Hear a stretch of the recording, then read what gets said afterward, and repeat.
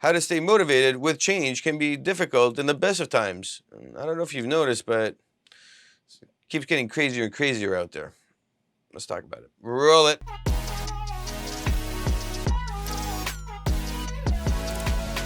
Another video. My name is Nikos Rentas. This is mentorsapproach.com, where we strive to make a video each and every week to get you thinking and moving in the right direction. So hit subscribe.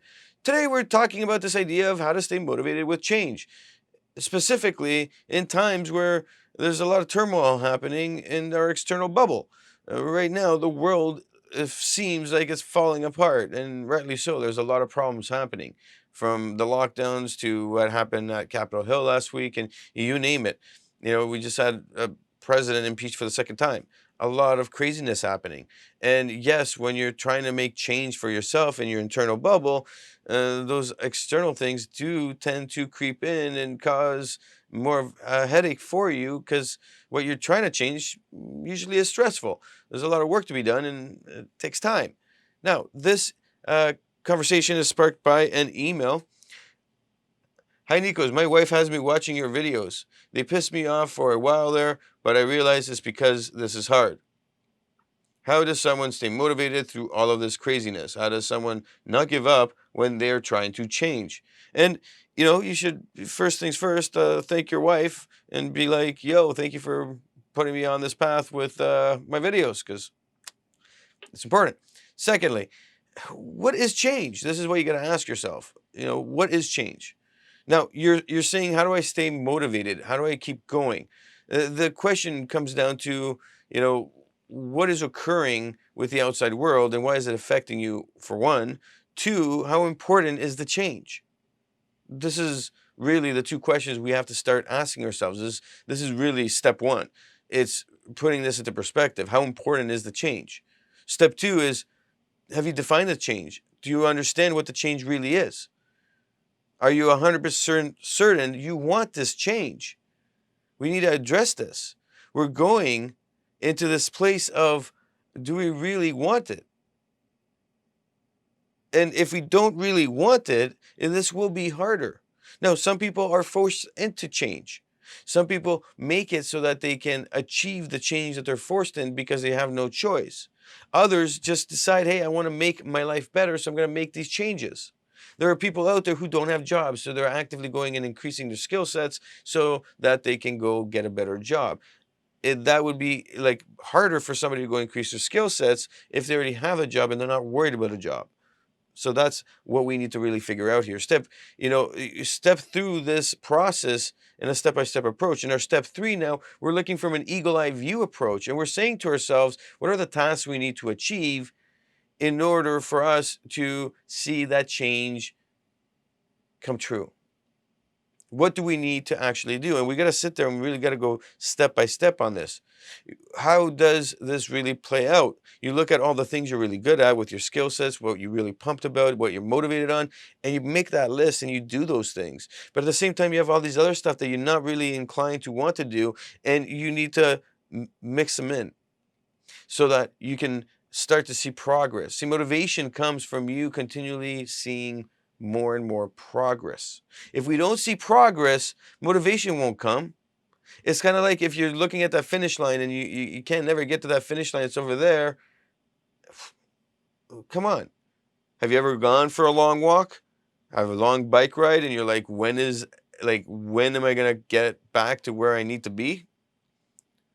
Man, go walk for 4 hours, get lost in like a city like Toronto, and not know how to get back home, and there's no buses running at 2 in the morning, because you thought, hey, the buses would be running, but there's a lockdown happening. Okay, you'll know what that's like. Now, as we move through these different tasks, we need to remember that none of this will work unless there's accountability. You need to have accountability. If you don't have accountability, you have a big situation on your hands where you're gonna you're gonna allow yourself to lift your foot off the gas. The point here on accountability is to make sure that you are being accountable for the decisions you have decided to put into play. We're making the right decisions at the right time only if the decisions get us to where we need to be. So if you're not making the right decisions, it's either because you've started off on a slow, a slow path to making the right decisions, or you're not moving in and or moving on, making sure that you complete those decisions that you've made. So we need to have accountability checks into play. Other people in your life should help you there. Now, we're in this bubble that we've created in our lives, and then there's the external world. We still need to be accountable for what we are doing, even though the world is falling apart. You have people that are relying on you. You need to take responsibility of your actions, of your decisions you made, and move on it, which is our final step here. You need to take responsibility for your actions. We need to look at this and we have to say to ourselves, hey, I started on this journey thinking to myself, what is change? I looked at it and I said to myself, what does it mean to me? And then I enacted change through all these tasks. And then I kept, to the changes by being accountable. Now I'm going to take responsibility for myself and my actions each time I am not being accountable, and make sure that I get things done and get back on the horse and keep riding. This is the fundamental step, taking responsibility for your actions, not blaming others because you can't get stuff done. There are two types of people that are looking at this world right now on the extremes, okay? And then there's the people in the middle. Now, the two types of people on the extremes are looking at what's occurring in the world, and they're saying on one end, I'm going to look at the world and see what it is, and I'm going to ask myself, does it affect me in my bubble? And if it does, I'm going to make changes accordingly. If it doesn't, I'm just going to keep monitoring it. On the other end, there are people that are like, oh my God, I got to get involved and I got to go do stuff. And they forget about the bubble. They're like, I got to go take care of that first. Now there's all the people in the middle, there's a balance. This is all regarding perception. How are you perceiving what's happening in the world right now? And then how are you either reacting or responding? Remember that if we're reacting, it's an emotional reaction to something, or you're going to respond in a logical way. The goal here is to remember that we need to make sure that we are more on the logical side than on the emotional side, because on the emotional side, we forget about the logic behind making that decision that we made, and all of a sudden, that has a trickle down effect where your self-limiting beliefs take over and you're not being, once again, you're not taking responsibility, you're not being accountable, and you're not achieving the tasks that you have in play to make the change you wanted to make. This is all critical.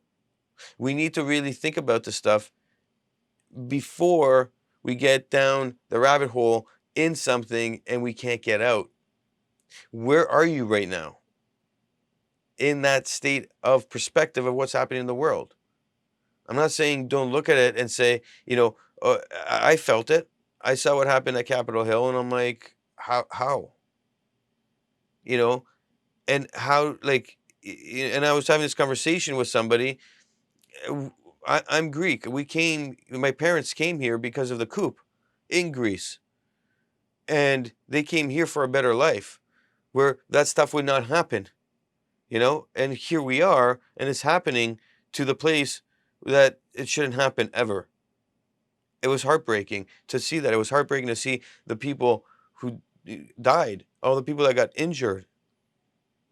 It was heartbreaking to see something like this occur, but you got to look at it and you got to say, well, where's my bubble? And what's happening in my bubble? And how is that affecting me? I'm going to take some time to process this, yes, but I still have to focus and be, that person that's going to take responsibility for everything happening in their bubble and the people that rely on them. So to recap here, how important is the change? Is it really, truly important?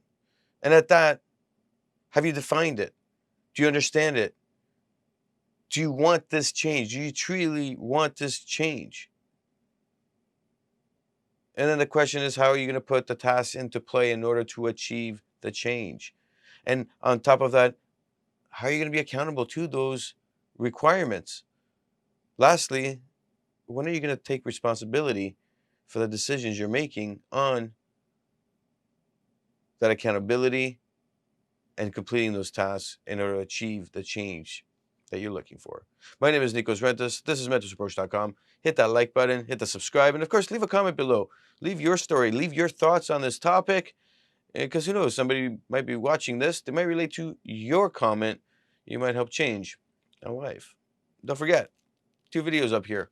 Definitely worth watching. They'll help you out.